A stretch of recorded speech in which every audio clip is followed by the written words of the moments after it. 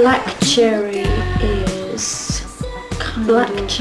is kind of lilac purple, creamy, dark, juicy, glossy, succulent, dark, bright, small, glossy, and juicy colossus.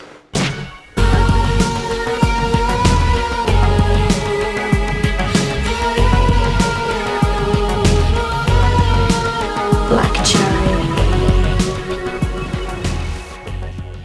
Felt Mountain was quite reflective, I think, and whereas I think Black Cherry is much more upfront and a bit looser, a bit noisier, and a bit more kind of less ambiguous. I don't think it's possible for the same people to make something with no connection. So I think that however hard you try and be different, there'll be something that you can't detect that other people will see, which is a thread between the two.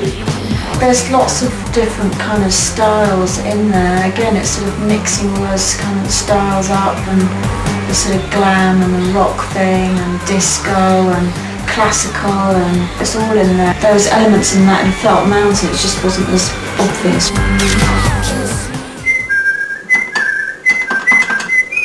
We were desperate to get back in the studio and write. We were sort of feeling really out of practice.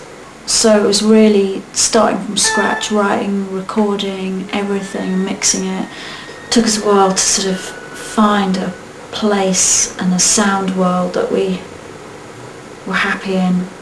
And we sort of sat down and wrote a list of all the things that we wanted to do and the kind of feel that we wanted, and we brought in lots of records and images and all sorts of stuff, really, all kind of food for making this album.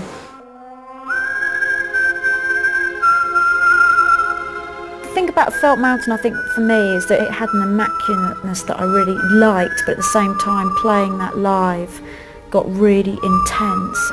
Playing, you know, that music that we loved making in the studio, although I think it worked really well, it was actually quite hard work because it's so sort of static.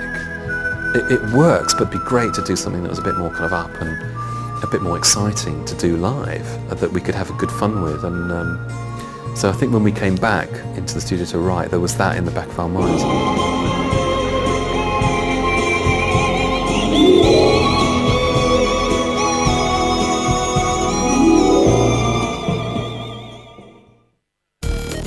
This album's much more reaction to things that have been going on around us now, and is much lighter. I think it's much sort of happier, and we wanted to put a bit more kind of oomph in it. I think that was something we felt very strongly about.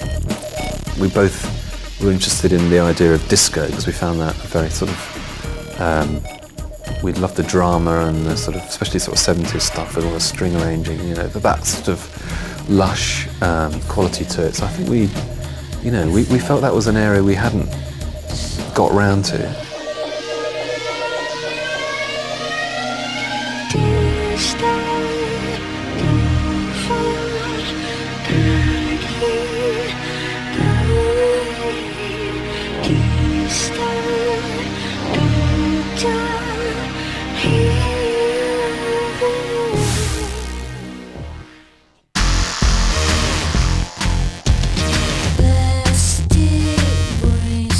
Train was something that came together quite quickly, and again came out of a jam.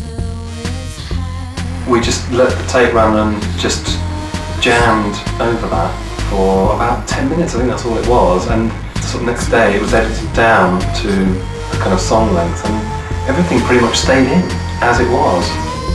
I think we just wanted to get an aggression, all those synths. I mean, we've always used synths, we never used, the last time we didn't use any guitars or very few acoustic instruments apart from strings.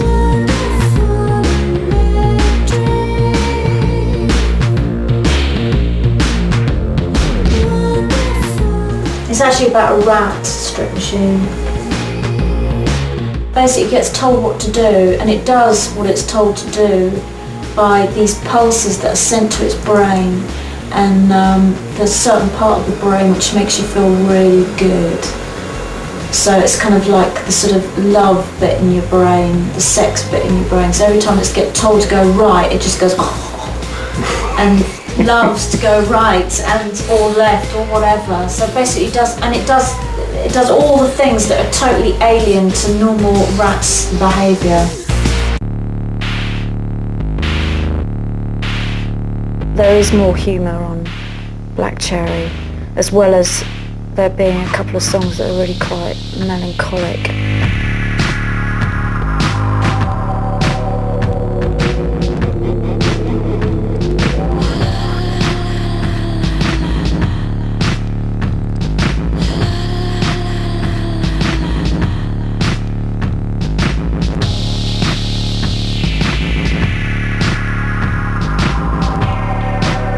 Tell me a bit about Hairy Trees, because I remember that was another one where you had some part of that in your head before we started.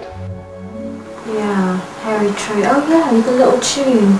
The little tune was one of those things that sort of, you'd whistle in the car and it just kept on coming back. It just stayed there. Hairy Trees as well was this place in La Gomera, this island of Tenerife that I went to with some friends.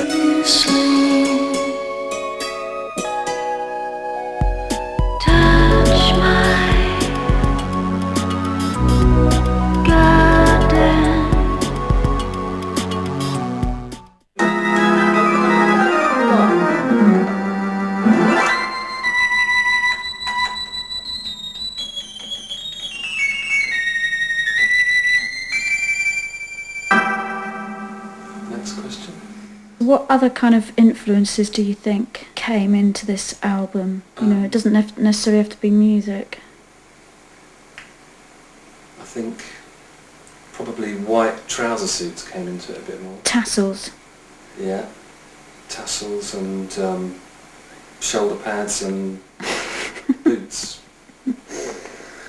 Would you ever wear shoulder pads and boots well? I think... What about a cape? Because Alison's got a really strong visual background, and also being who she is, she's such a great sort of presence that we've determined that she would be the kind of focus, if you like, of the imagery.